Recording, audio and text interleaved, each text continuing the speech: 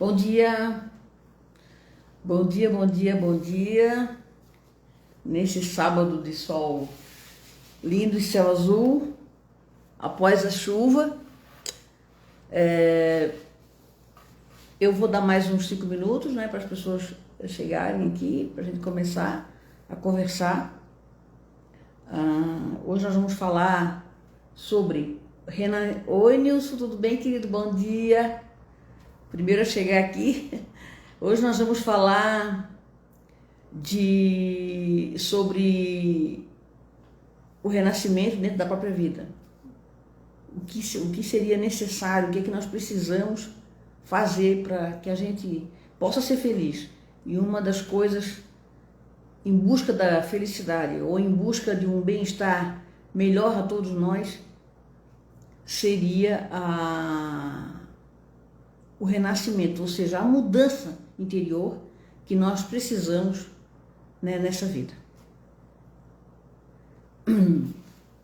Nós precisamos efetuar mudanças, porque se nós não efetuarmos as mudanças necessárias, nós sofreremos isso no corpo, nós sofreremos isso em todos os aspectos da nossa vida. Às vezes com doenças que aparecem do nada, doenças às vezes graves, né, porque quando a alma sofre, quando a alma chora, o corpo também sofre. Esse choro, essas lágrimas da alma acabam por se transformarem em chagas do corpo, né? Então, a gente vai conversar aqui 40 minutos, né, no máximo, porque quando eu faço live sozinha, eu não passo desse tempo para não cansar muito ninguém. Mas nós vamos falar aqui, vamos fazer algumas citações, né? Bom dia, Drol, tudo bem, querido? Então nós vamos falar aqui sobre isso. O que nós precisamos fazer, né? O que está faltando nas nossas vidas para que a gente tenha mais calma, mais paciência, mais tranquilidade para enfrentar todas essas agruras que nos vêm acometendo, né, nesse ano, principalmente de 2020. Eu diria até que nesse século XXI, né, que foi um século que já começou é um século que iniciou-se com muito avanço na tecnologia. Nós progredimos muito na ciência, progredimos bastante na tecnologia, principalmente, mas moralmente nada. Eu até acho que moralmente andamos um pouco para trás. Bom dia, Miguel. Então eu estou dando aqui só um tempinho, agora já tenho 3 pessoas aqui, eu já vou começar porque já são 11h05 aqui e eu vou começar a falar. Então, eu não diria somente esse ano de 2020, mas sim esse século, o século XXI. E como eu vou repetir, ele foi um século de muitas conquistas na área da ciência, foi um século que nos trouxe uma tecnologia gigante, né? Nós temos a era da internet, dos celulares, dos WhatsApp, das redes sociais, nos trouxe facilidades de comunicação muito grandes, que era para que nós pudéssemos utilizar isso a nosso favor. No entanto, não sabemos ainda utilizar isso de uma forma, né, proativa para a nossa alma, de uma forma proativa para o nosso crescimento interno. Então, esse século XXI é um século em que o ser humano evoluiu muito na ciência, evoluiu muito, né? Como eu falo, volto a falar, na tecnologia, mas moralmente ele não teve evolução nenhuma. Ele não foi para trás porque ninguém vai para trás, mas ele não avançou. Moralmente que eu falo, não é uma questão de lição de moral, não é uma questão... Não, moralmente que eu falo são as questões inerentes à alma, são os nossos sentimentos inferiores que nos atacam ferozmente a todo momento, né? Nos instando a reagir dessa forma. Veja, nós estamos nesse ano de 2020, um ano extremamente atípico, né? Nunca enfrentamos na nossa geração uma pandemia desse tipo, né? Desse timbre, né? As epidemias que sofremos foram epidemias em outros séculos, né? Epidemias até maiores, mas em outros séculos. Mas nesse século agora, essa foi a primeira pandemia que nós passamos aqui. E o que é que ela nos trouxe, né? O que é que ela está nos trazendo? O que é que ela está nos mostrando? É isso hoje que eu quero mais ou menos conversar aqui. Essa pandemia, ela trouxe para mim, a grande lição dela é o mergulho interno. Por quê? Porque as necessidades da matéria foram de toda ordem, né? Nós tivemos um caos econômico, nós tivemos um desemprego gigante, nós tivemos que nos isolar uns dos outros, nós tivemos que ter uma nova relação com a nossa família. A família é aquela com que a gente convive. Família aqui, eu não estou falando somente de família de laços consanguíneos, mas eu digo a família é o grupo ao qual eu convivo, né? Porque família é o grupo do qual eu convivo. São amigos, são pessoal do trabalho, aqueles de laços consanguíneos, aqueles sem laços consanguíneos, mas aqueles por afinidade com que eu convivo. Então, como que nós estamos, ela nos trouxe isso, né? O nosso relacionamento com essas pessoas, o nosso relacionamento com o dinheiro, o nosso relacionamento com o trabalho e o nosso relacionamento com a sociedade. Porque, veja, a todo momento nós somos instados a ter atitudes altruístas, porque nós temos que abrir mão daquele nosso grande egoísmo de, eu quero sair hoje, quero ir para a rua. Mas eu já tive o vírus, então, até estão falando aí que reincide, mas que vai ter reinfecção, mas isso é muito difícil. Então, eu já tive, eu vou sair, eu sou jovem, né? Eu tô aqui, eu quero me divertir, eu quero ir para a rua e não vou também usar máscara, porque eu já tive. Tem gente que só pensa dessa forma.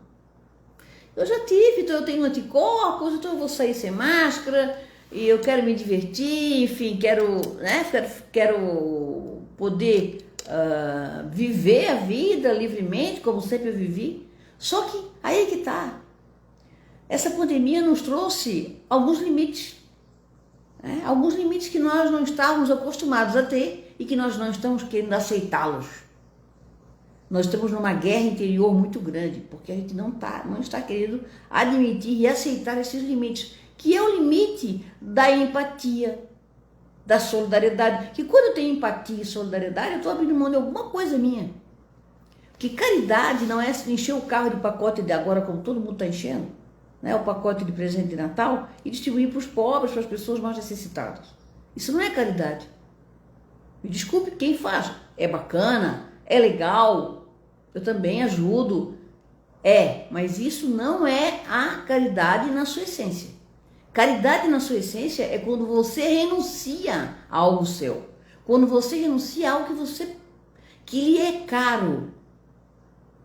Isso sim é caridade, você está abrindo mão de alguma coisa tua. Agora, quando eu consigo patrocinadores para as cestas básicas, quando eu, mesmo do meu dinheiro também, mas é um dinheiro que não vai me faltar, que eu vou comprar as minhas cestas básicas, meus presentes. Quando eu faço uma campanha, isso, gente, olha, não estou aqui, por favor, menosprezando ou minimizando esse trabalho que hoje, nesse momento, principalmente, é muito importante. Eu só estou querendo dizer que a verdadeira caridade não é essa. A verdadeira caridade é aquela em que eu abro mão do meu domingo de sol para não ir à praia e para ir nesses bares nesses bairros mais carentes, distribuir os presentes de Natal, porque o sol está tinindo lá fora, eu podia estar na praia tomando uma cerveja gelada com camarão e eu estou nos morros, na periferia, nos bairros periféricos, distribuindo os presentes de Natal. Não dá para abraçar agora, mas se nós pudéssemos, né? Seria ótimo poder abraçar, mas não podemos. Então isso sim é caridade, porque eu estou abrindo mão do meu domingo, do meu sábado de sol para ir à praia para fazer isso. Mas vamos trazer isso para o contexto atual, que é o contexto pandêmico, que nem dá para ir para a praia. Gente, fica em casa. A onda está gigante, está um tsunami. No Brasil inteiro, Santa Catarina também. E agora eu fiquei apavorada aí que o governador liberou parques aquáticos, gente. Para que coisa mais de contato próximo que parque aquático?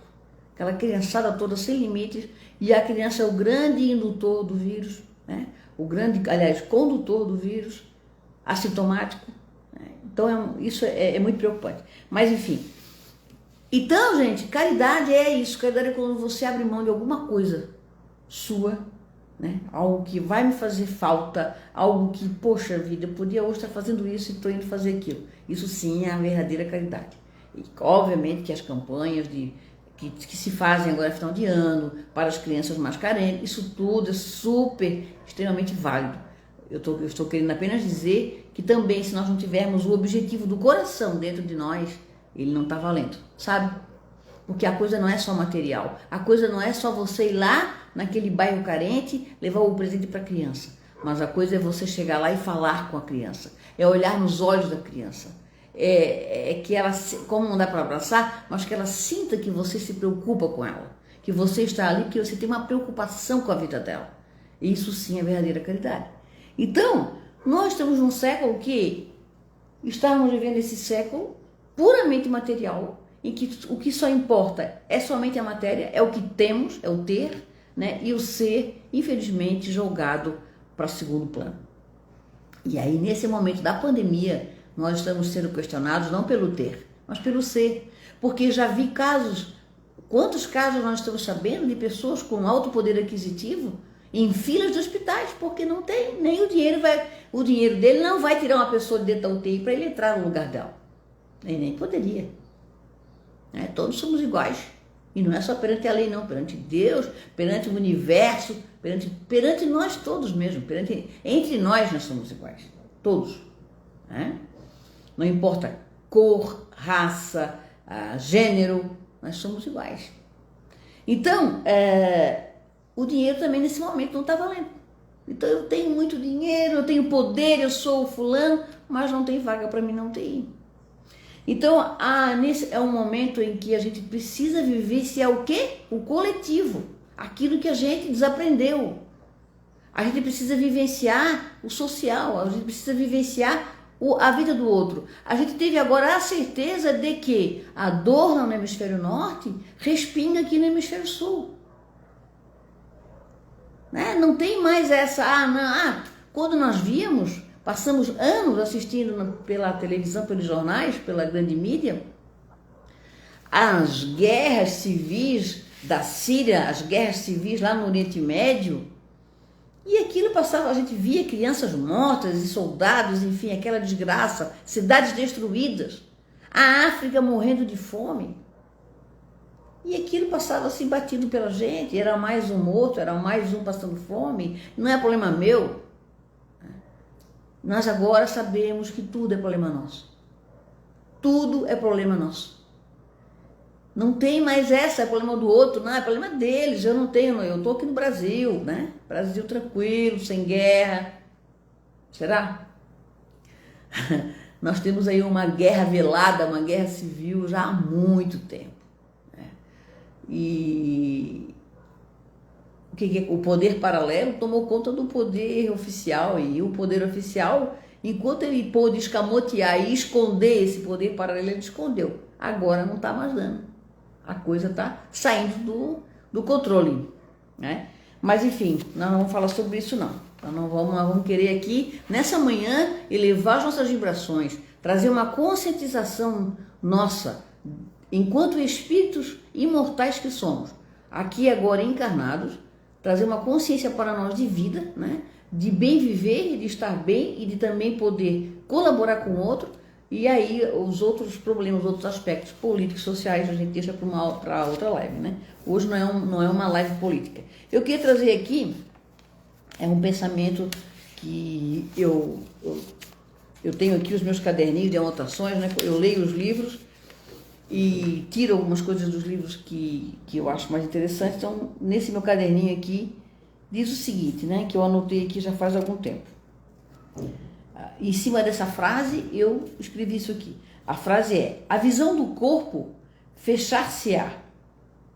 Aliás, desculpe. A visão do corpo fechar-se-vos-á para que possais divisar a verdade em espírito. Olha como essa frase curta é profunda. A visão do corpo fechar-se-vos-á para que possais divisar a verdade em espírito. Olha o que está acontecendo hoje, senão uma grande cegueira. Eu sempre digo, Saramago previu isso lá quando escreveu o seu ensaio A Cegueira. Nós estamos vivendo uma cegueira em todos os aspectos.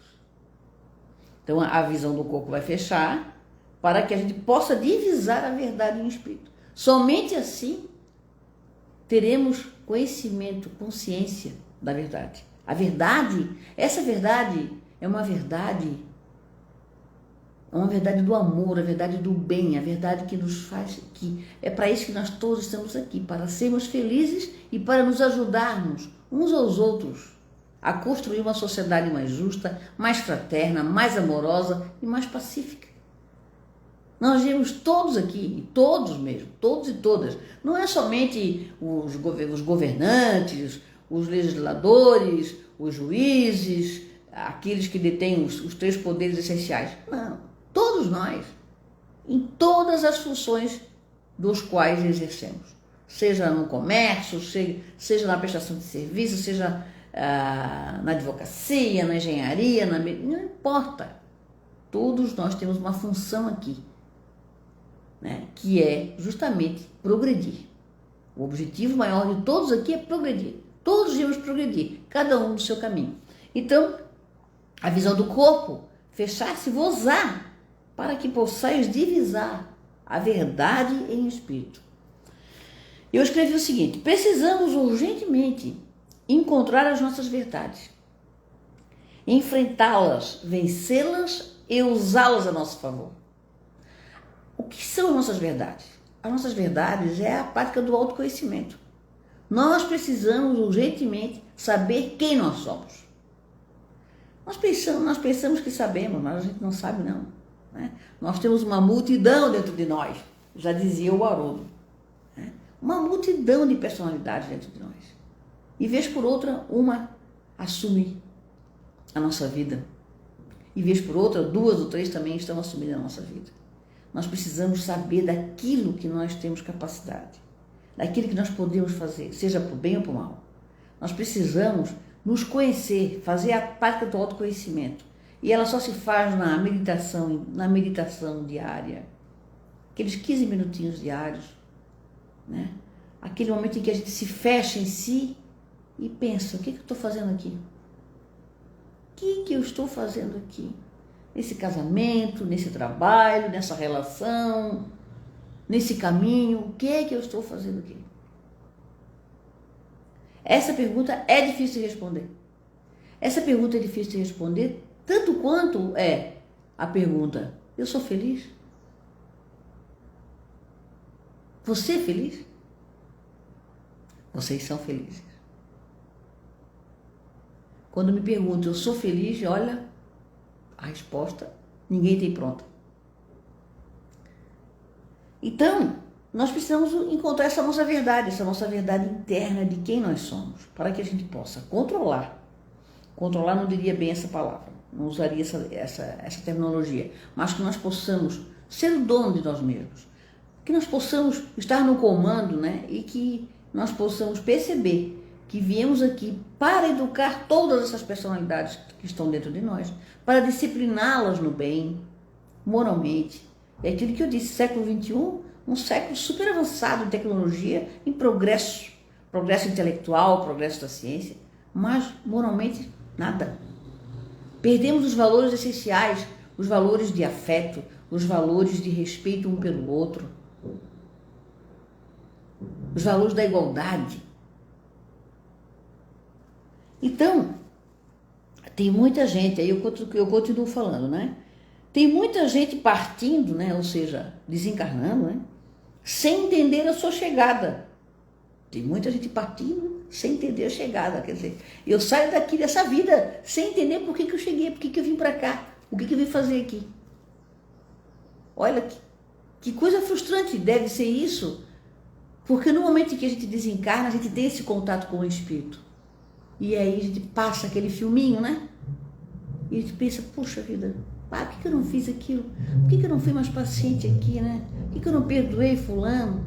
Por que eu não perdoei aquela minha amiga, minha irmã, minha mãe, meu pai, meu irmão, seja lá, quem for meu companheiro, minha companheira? Por Por que eu não consegui compreender que naquele momento eu também, se estivesse no lugar dele, tinha feito aquilo? Porque a gente é capaz de tudo. A gente é. Existe aquele ser que nós apresentamos para os outros, a nossa persona, né? Que nós apresentamos para todo mundo, socialmente principalmente. Aquela persona feliz do Facebook, do Instagram, com fotos, com os amigos, sorrindo, brindando a vida.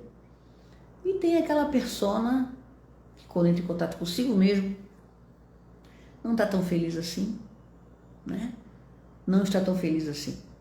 Essa pessoa do Facebook, do Instagram, né? Lá que está sempre sorrindo, brindando a vida é uma maravilha, 100%. Às vezes a queda é violenta.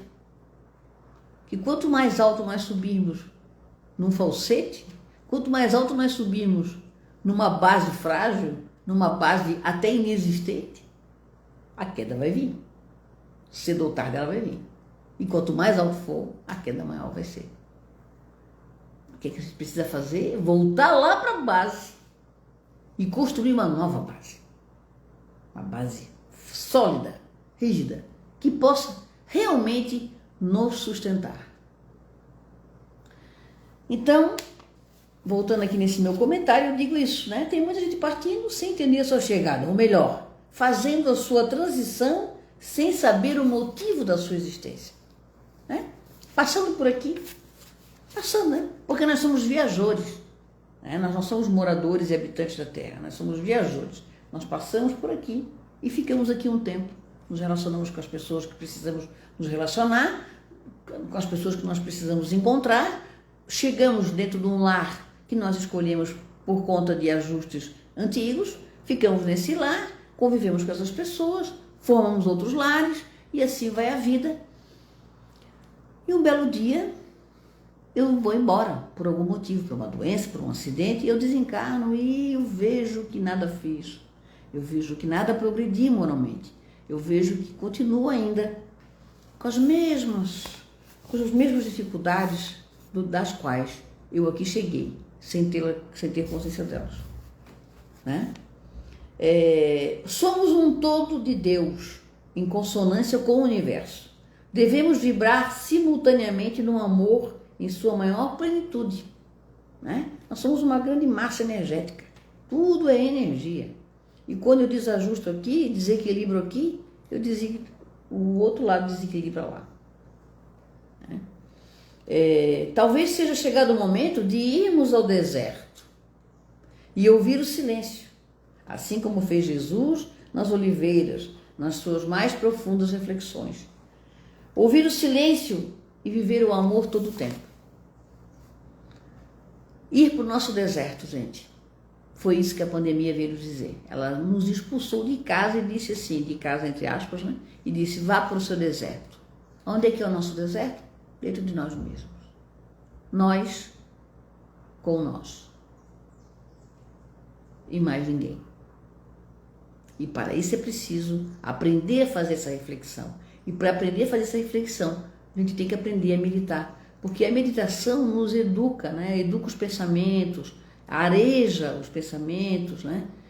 Porque os nossos pensamentos estão muito tumultuados, né? Rápidos, velozes. É muita informação o tempo inteiro, informação. Ele está sempre, a gente não vive muito presente, né? A gente está sempre no futuro, porque eu estou aqui agora pensando, o que eu vou fazer para almoçar hoje, né? Eu não pensei isso agora, não, mas normalmente a gente está assim, né? O que eu vou comer daqui a pouco, para onde que eu vou, amanhã eu vou fazer o quê, né? A gente não está nesse momento aqui, eu estou aqui olhando, lendo isso aqui, falando com vocês, né? Claro que eu estou, porque eu me preparo para isso. Mas eu não conseguiria passar por aqui, ligar o celular, pessoal, tudo bem, vamos fazer isso. Não, a gente tem que ter um preparozinho, né? Então, a ligação com valores espirituais é o melhor caminho para uma vida de bem e de amor. Semelhante atrai semelhante, quer dizer que a força que você segue torna-se seu manancial. Infelizmente, no mundo atual, os primitivos sobrepujam os verdadeiros valores espirituais. Infelizmente, a gente está vendo isso aí direto, né? Direto. Ultimamente, os preconceitos, o racismo, a violência, a LGBTfobia, a violência contra a mulher, enfim, um desrespeito total, né, pelos valores do outro, né? Então, a força do homem está na alma. Isso eu gostaria que hoje a gente, né, saísse com isso na nossa cabeça vibrando assim, ó. A força do homem está na alma e no corpo, obviamente.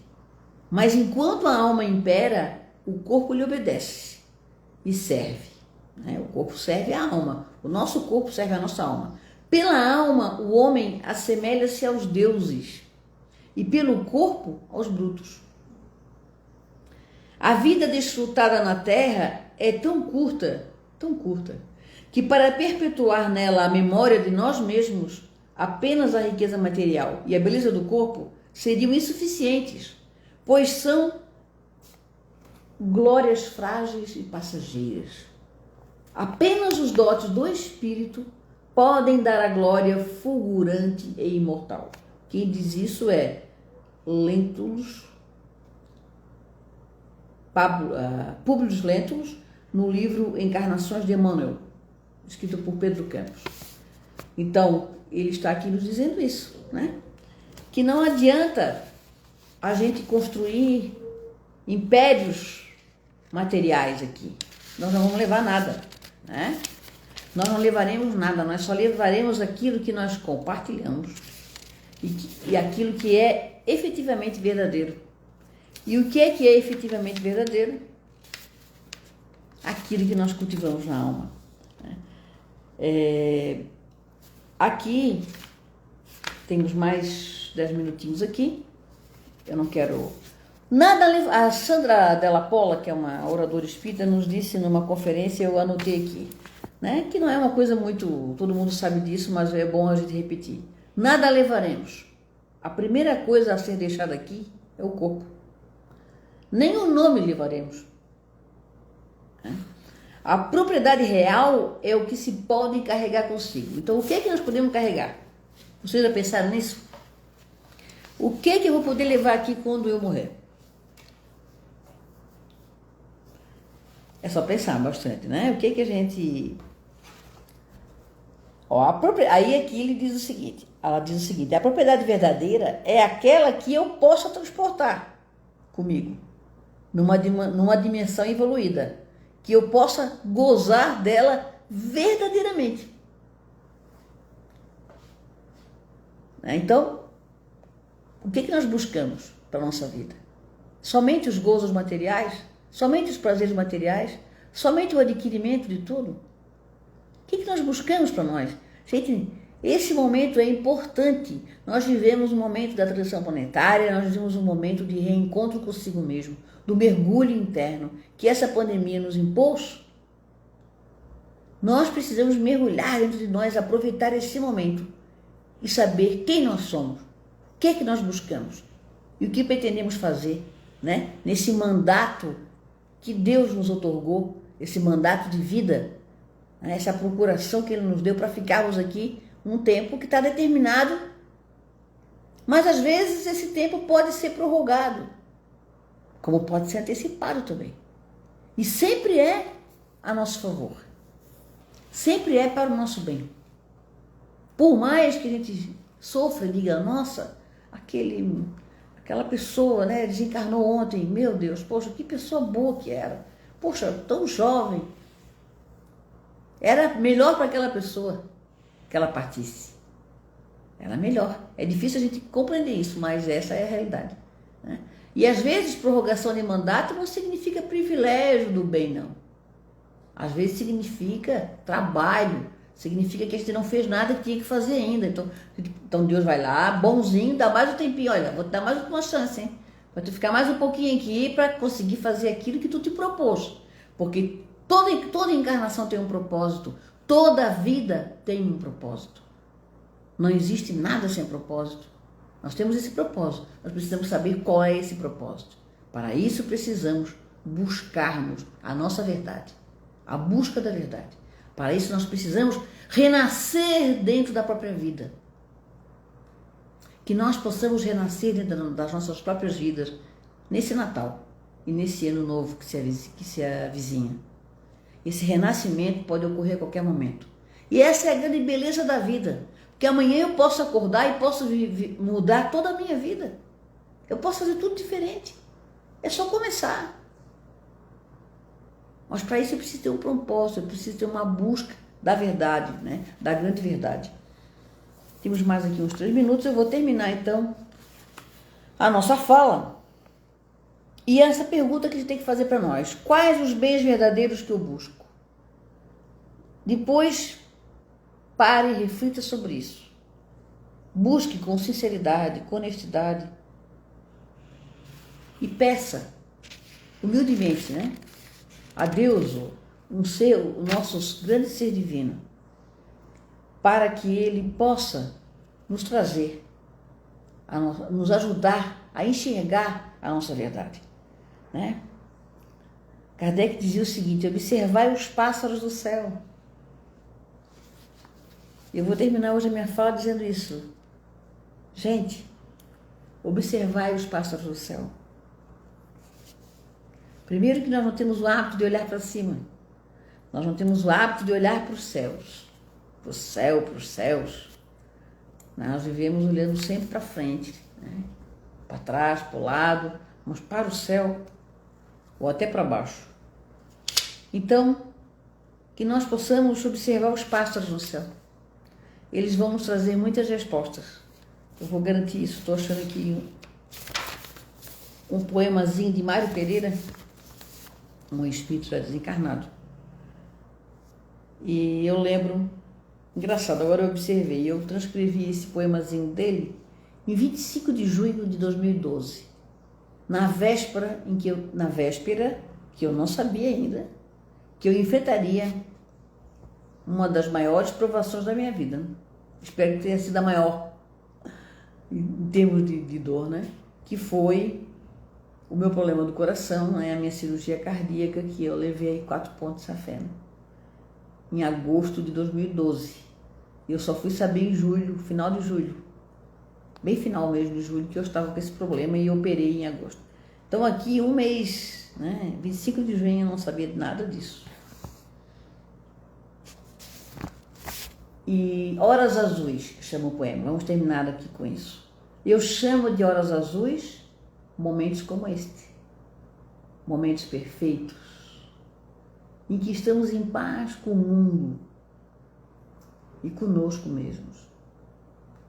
Momentos em que tanto podemos estar sozinhos, quanto cercados por seres da nossa especial estima. Esses momentos, os momentos das horas azuis, são momentos de paz e acalanto, em que deixamos para trás as imperfeições e as maldades do mundo. Uma boa hora azul para todos vocês nesse final de semana. Valeu, brigadão. Sábado que vem estou aqui às 11 horas novamente, que vai ser o especial de Natal. Beijo, gente. Tchau, tchau. Obrigada.